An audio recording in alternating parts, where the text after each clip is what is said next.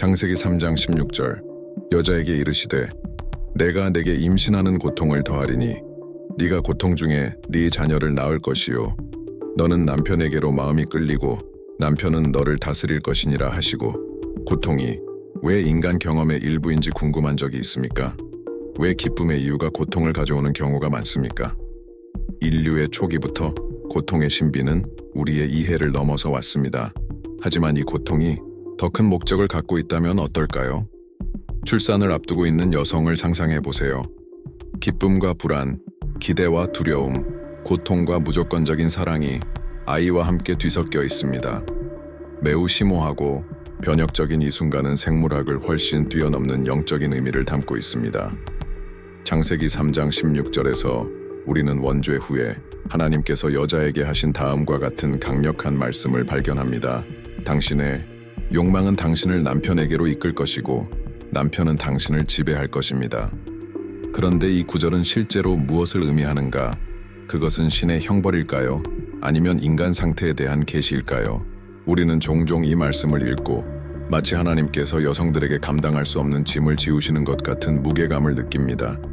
그러나 이 말씀이 형벌이 아니라 하나님의 구속하시는 사랑을 이해하는 열쇠가 된다면 어떨까요? 만약 이 고난이 실제로 성화로의 초대이고 그리스도 안에서 성취될 훨씬 더 큰 일을 반영한다면 어떨까요? 십자가에 높이 달리신 예수님은 세상의 고통을 짊어지셨습니다. 그분의 항복은 전적으로 이루어졌으며 그분의 희생을 통해 고통은 새로운 의미를 얻었습니다. 어머니가 세상에 새 생명을 불어넣기 위해 해산의 고통을 참으셨던 것처럼 그리스도께서는 우리에게 영생을 주시기 위해 십자가의 고통을 참으셨습니다. 그렇다면 창세기의 이 구절과 구원의 신비 사이에는 연관성이 있습니까? 그리고 더 나아가 하나님께서 여자의 욕망이 남편에게로 향하고 남편이 그녀를 지배할 것이라고 말씀하실 때 그것은 무엇을 의미합니까? 성경은 여성의 복종을 정당화할 것인가? 아니면 이 구절 사이에 우리의 관계, 신앙, 성덕에 대한 소명을 보는 방식을 변화시킬 수 있는 더 깊은 비밀이 숨겨져 있습니까? 오늘은 하나님의 말씀에서 응답뿐 아니라 방향과 치유와 구원을 구하면서 새로운 시각으로 이 구절을 깊이 탐구해 봅시다. 그 순간 에덴에서는 실제로 무슨 일이 일어났는가? 이것이 오늘날 우리의 신앙생활에 있어서 무엇을 의미합니까? 인류의 역사, 그리고 아마도 당신 자신의 역사를 보는 방식을 바꿀 수 있는 성찰을 준비하십시오. 인류의 역사는 에덴 동산에서 그 순간에 급격하게 변했습니다. 한때 충만함과 조화였던 것이 이제는 투쟁과 고통과 분리가 되었습니다. 하지만 이 단절이 희망의 종말이었을까요? 아니면 이것은 위대한 구속 계획의 시작에 불과할까요? 하나님께서 이 말씀을 여자에게 하셨을 때 그분은 죄의 결과를 드러내셨을 뿐만 아니라 훨씬 더 큰 것의 씨를 심으셨습니다. 출산의 고통, 관계의 갈등, 욕망과 하나님의 뜻 사이의 내적 싸움. 이 모든 것은 수세기에 걸쳐 우리에게 다가온 현실을 가리킨다. 어쩌면 오늘 당신은 자신의 고통에 직면하고 있을지도 모릅니다. 어쩌면 당신의 어려움은 가정 안에서, 결혼 생활에서, 자녀, 양육에서, 심지어는 마음속에서도 일어날 수 있습니다. 그러나 우리가 기억해야 할 강력한 사실이 있습니다. 하나님은 결코 우리를 고난 중에 버리지 않으신다는 것입니다. 그분은 고통을 은혜로 넘어짐을 새로운 시작으로 십자가의 무게를 승리로 바꾸십니다. 이것이 바로 우리가 믿음과 기도로 연합하여 여기에 있는 이유입니다. 아래 댓글로 기도 제목을 남겨주세요. 우리는 여러분을 위해 중보기도하고 여러분의 고통과 어려움을 하나님 앞에 제시하며 이 믿음의 여정을 함께 걷고 싶습니다. 기도에는 힘이 있고 우리가 모이면 하늘이 움직입니다. 이 메시지가 이미 마음에 와 닿았다면 이 영상에 좋아요를 남겨주세요. 이는 하나님의 말씀이 더 많은 사람들에게 다가가고 더 많은 삶을 변화시키는 데 도움이 됩니다. 아직 채널을 구독하지 않았다면 구독 버튼을 클릭하고 알림을 켜세요. 이렇게 하면 영적 여정을 강화할 수 있는 콘텐츠를 놓치지 않게 됩니다. 이제 이 구절을 더 깊이 파고들어 그것이 인류를 위한 하나님의 장대한 계획과 어떻게 연결되는지 알아봅시다. 인류 역사에는 늘 고통이 있었습니다. 고대부터 고통은 인간 경험의 일부였으며 창세기 3장 16절에 언급된 출산의 고통은 이러한 현실의 첫 번째 표현 중 하나입니다. 그런데 왜 하나님께서는 임신 중에 여성의 고통을 배가시키셨을까요? 이 고통은 단지 형벌에 불과한 걸까요? 아니면 이 말 속에는 더 깊은 무언가가 숨겨져 있는 걸까요? 이 구절은 고난과 구원의 관계에 관해 우리에게 무엇을 알려줍니까? 이 문제를 이해하려면 모든 것이 시작된 에덴으로 돌아가야 합니다. 타락 이전에 인간은 하나님 피조물, 그리고 인간 자신과 조화롭게 살았습니다. 고통도 죽음도 없었습니다. 창조주의 원래 계획은 남자와 여자가 신성한 행복을 나누는 완전한 삶이었습니다.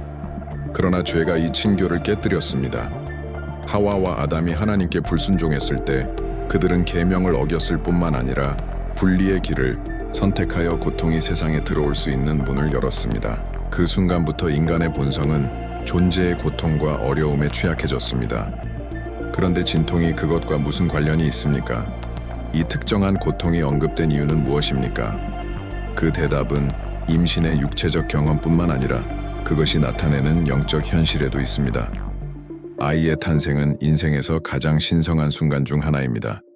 그것은 여성이 하느님의 창조에 참여하는 무조건적인 사랑의 전적인 항복의 과정입니다. 그러나 이 경험에는 극심한 고통, 고뇌, 두려움과 희망이 뒤섞여 있기도 합니다. 기쁨과 고통이 공존하는 이 역설은 원죄의 이후 인간의 상태를 반영합니다. 이제 모든 기쁨에는 대가가 따르며 모든 성취에는 노력이 필요하며 모든 삶은 희생을 통해 탄생합니다. 그리고 창세기 너머를 살펴보면 고난과 생명 사이에 이러한 관계가 성경 전반에 걸쳐 반복된다는 것을 깨닫게 될 것입니다. 이스라엘 백성의 역사 자체는 포로와 구원, 고난과 약속, 고통과 영광이라는 역동성을 특징으로 합니다. 그러므로 출산의 경험은 단지 죄의 결과일 뿐만 아니라 앞으로 훨씬 더 큰 일이 일어날 것이라는 예언적 표시입니다. 신약에서 이 현실은 그리스도 안에서 결정적으로 성취되었습니다. 여자가 세상에 새 생명을 불어넣기 위해 해산의 고통을 참은 것처럼 예수님도 우리에게 영생을 주시기 위해 십자가의 고통을 참으셨습니다. 그분은 자신의 몸에 인간의 죄의 흔적을 남기셨고 고통을 구원으로 바꾸셨습니다. 십자가를 바라볼 때 우리는 고통의 진정한 의미를 봅니다. 고통 그 자체가 끝이 아니라 영광에 이르는 길입니다. 어머니가 아이를 품에 안으면 고통을 잊어버리는 것처럼 그리스도께서는 부활하셔서 죽음을 물리치고 우리에게 새로운 희망을 주셨습니다. 그러나 훨씬 더 인상적인 것이 있습니다. 여성의 고통과 인류 구원 사이의 이러한 연결은 하와로 끝나지 않고 세상의 구원을 가져올 때 더 큰 고통을 겪게 될 새로운 하와인 마리아까지 확장됩니다. 하와가 죄로 얼룩진 자녀들을 세상에 데려온 반면 마리아는 우리를 죄에서 해방시킬 분을 세상에 데려왔습니다. 누가복음은 우리에게 이 여정의 결정적인 순간을 보여줍니다. 마리아와 요셉이 아기 예수를 성전으로 데리고 갔을 때 시므온은 칼이 내 영혼을 찌르리라 누가복음 2:35고 예언했습니다. 이 검은 자기 아들이 고통을 당하고 죽는 것을 볼 때 마리아가 느낄 고통을 상징합니다. 그녀는 어머니의 가장 깊은 고통을 경험할 것이지만 출산과 마찬가지로 이 고통은 인류의 구원이라는 새로운 생명을 낳을 것입니다. 하와와 마리아의 이러한 유사점은 우리에게 본질적인 진리를 가르쳐 줍니다. 하느님께서는 결코 목적 없이 고통을 허용하지 않으신다는 것입니다. 고통은 무의미한 처벌이 아니라 변화의 도구입니다. 출산은 이러한 현실의 가시적인 표시입니다. 고통 속에서 새로운 것이 탄생합니다. 이제 생각해 보십시오. 오늘 당신이 겪고 있는 고통은 무엇입니까? 당신은 그것을 단지 짐으로 보았습니까? 아니면 성장과 성화의 과정의 일부로 보려고 노력했습니까? 우리는 종종 고통에 반항하고 어떤 대가를 치르더라도 고통을 피하려고 노력합니다. 하지만 하나님께서 이 고통을 더 큰 일에 사용하고 싶으시다면 어떻게 해야 할까요? 만약 그분이 당신의 영혼을 빚으시고 당신이 아직 볼 수 없는 어떤 것을 위해 당신을 준비시키고 계시다면 어떨까요? 진실은 자신의 십자가를 짊어지지 않고 인생을 살아가는 사람은 아무도 없다는 것입니다. 어떤 고통은 육체적이고 어떤 고통은 감정적이며 어떤 고통은 영적인 것입니다. 그러나 우리의 운명을 정의하는 것은 고통 그 자체가 아니라 오히려 우리가 고통에 반응하는 방식입니다. 우리는 절망에 굴복할 수도 있고 우리의 고통을 사랑의 희생으로 바치면서 그리스도의 길을 따를 수도 있습니다. 어쩌면 오늘 당신은 힘든 시간을 보내고 있을지도 모릅니다. 어쩌면 당신은 계속할 힘이 없어 길을 잃었다고 느낄 수도 있습니다. 그러나 기억하십시오. 어머니가 곧 자기 아이를 보게 될 것을 알기 때문에 출산의 고통을 견디는 것처럼 하느님께서는 새로운 것이 곧 탄생할 것이기 때문에 여러분이 이 순간을 견디도록 초대하십니다. 내가 왜 고통받고 있나요? 라고 묻는 대신 내가 무엇 때문에 고통받고 있나요? 라고 묻기 시작한다면 어떨까요? 고통을 형벌로 보는 대신 성화에 대한 부르심으로 보기 시작한다면 어떨까요? 그리스도의 십자가는 고난이 결코 끝이 아니라는 것을 우리에게 가르쳐 줍니다. 오히려 그것은 훨씬 더 큰 것을 향한 길이다. 해산의 고통이 새 생명을 가져오듯이 십자가의 고통은 구원을 가져옵니다. 오늘 당신이 큰 전쟁 중에 있는 것 같다면 기억하십시오. 부활은 언제나 십자가 뒤에 옵니다. 우리가 볼 수 없을 때에도 하나님은 일하고 계십니다. 이 고통을 통해 그분은 당신의 삶에서 무엇을 일으키고 계십니까? 그분이 하시는 일을 완전히 이해하지 못하더라도 그분을 기꺼이 신뢰하시겠습니까? 2부의 이야기는 죄의 결과에 대해 우리에게 가르쳐주지만 마리아의 이야기는 우리에게 구원에 대해 가르칩니다. 어떤 경로를 따를 것인지 선택할 수 있습니다. 당신은 목적 없이 고통 속에 머물 수도 있고 그것을 하나님께 맡기고 그분이 당신의 삶을 변화시키도록 허락할 수도 있습니다. 당신은 무엇을 선택하시겠습니까? 남자와 여자의 관계는 원조의 이후로 결코 같지 않았습니다. 타락 이전의 에덴에는 완전한 질서가 있었습니다. 남자와 여자는 하느님의 형상과 모양으로 창조되었으며 사랑과 상호 존중을 바탕으로 조화로운 결합을 이루도록 부르심을 받았습니다. 그러나 죄가 세상에 들어오면서 이 조화는 깨어졌습니다. 한때 상호 보완적인 관계였던 것이 의지의 싸움으로 바뀌었습니다. 하나님께서 여자에게 너의 욕망이 너를 남편에게로 이끌 것이며 남편이 너를 다스릴 것이다 라고 말씀하셨을 때 그분은 새로운 관계 모델을 세우신 것이 아니라 불순종의 결과를 설명하신 것입니다. 이전에 남자와 균형 잡힌 파트너십을 공유했던 여자는 이제 이 잃어버린 단결을 회복하려는 욕구에 직면하게 되지만 종종 지배적이고 이기적인 경향이 있는 남자를 발견하게 됩니다. 이것은 하나님께서 이러한 관계 모델을 승인하셨다는 의미는 아닙니다. 오히려 그분은 남녀 간의 역학에 대한 죄의 파괴적인 영향을 드러내고 계셨습니다. 시간이 지남에 따라 이러한 파열로 인해 여러 가지 왜곡이 발생했습니다. 역사를 통틀어 많은 문화권에서 여성은 자신의 목소리와 권리, 존엄성을 박탈당하고 극도로 복종하는 위치로 전락해왔습니다. 반면 수세기에 걸친 억압에 대응하여 현대 세계는 절대적인 독립을 추구하는 반대 극단으로 이동했습니다. 남성과 여성의 관계는 권력 투쟁으로 간주됩니다. 그러나 이러한 접근법 중 어느 것도 하나님의 마음을 반영하지 않습니다. 창세기 3장 16절의 이 구절을 이해하는 열쇠는 그리스도께서 제안하신 회복에 있습니다. 바울은 에베소인들에게 편지를 쓸 때 결혼에 대한 하나님의 원래 계획에 대해 강력한 계시를 제시합니다. 남편들아, 아내 사랑하기를 그리스도께서 교회를 사랑하시고 그 교회를 위하여 자신을 주심같이 하라. F525. 이것이 바로 인간의 참 소명입니다. 그리스도께서 교회를 위해 자신의 생명을 바치셨듯이 아내의 필요를 자신의 필요보다 우선시하면서 희생적으로 사랑하는 것입니다. 진정한 사랑은 지배하려는 것이 아니라 섬기는 것입니다.